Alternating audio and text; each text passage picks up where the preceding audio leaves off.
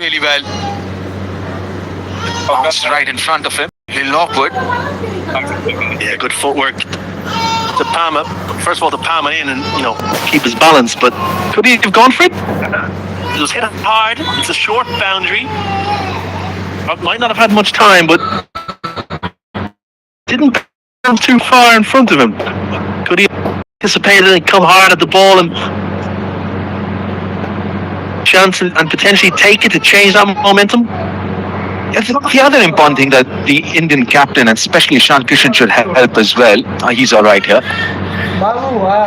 He does get foot on the skirting, but had released the ball before that. Yeah, the important thing is making sure you have the right people in the right positions, the hot zones. Too high. Need to reload that one. Yeah, you speak about the hot zones. Is Arshdeep one of their better fielders? And if he is, perfect. He wants to be in that hot zone. I personally believe he's a safe fielder, but not the best, and it can be really quite tricky because of the dimensions we've spoken about, especially when you're standing in mid-on at this venue, because you've got a really short straight boundary, but there are bigger pockets, the deep mid-wicket or the extra cover area. So where you position yourself, where do you stand? How's the batter batting? Is he trying to go straighter or squarer? It's so nuanced feeling. We don't talk enough about fielding, but especially in tricky dimensions like venues like this one here, you got to be a smart fielder in terms of positioning. And now we've got Shreyas, the skipper himself. He's absolutely brilliant.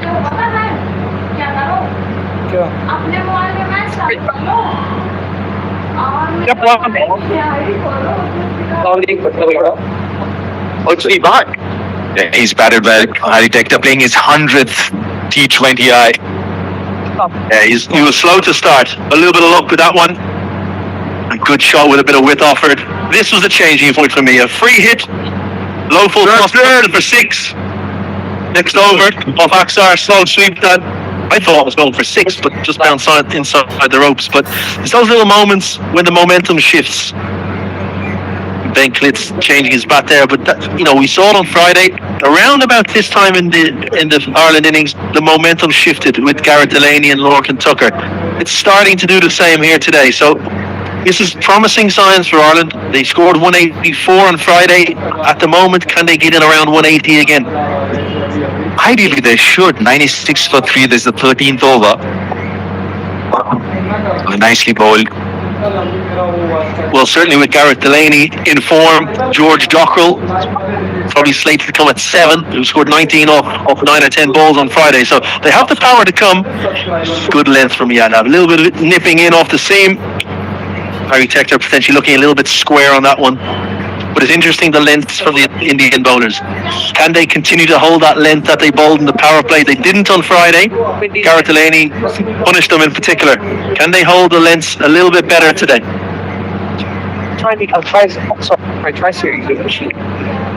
Oh, nicely bowled. Yeah. Right in the slot.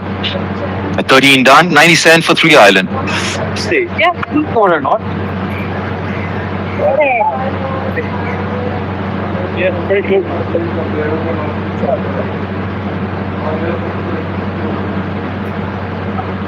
Live ऐसे रोटी बनाते भी live को मालूम मैं चेहरा पर देखो रोटी बनाते जो लोग देखते रहते एक स्टैंड हो गया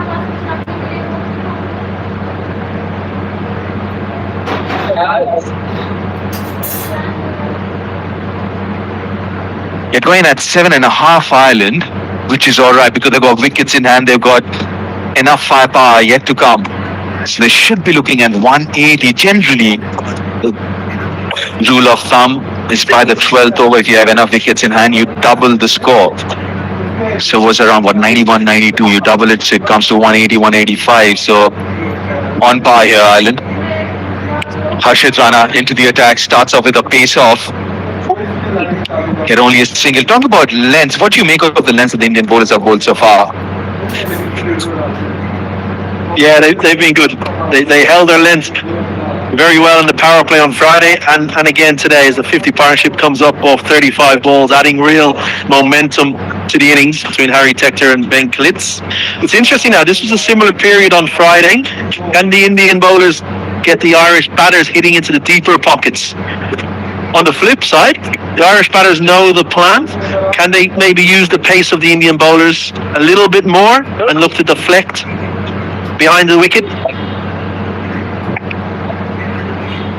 Hasn't timed it, but mid-off's inside the circle. This is good batting.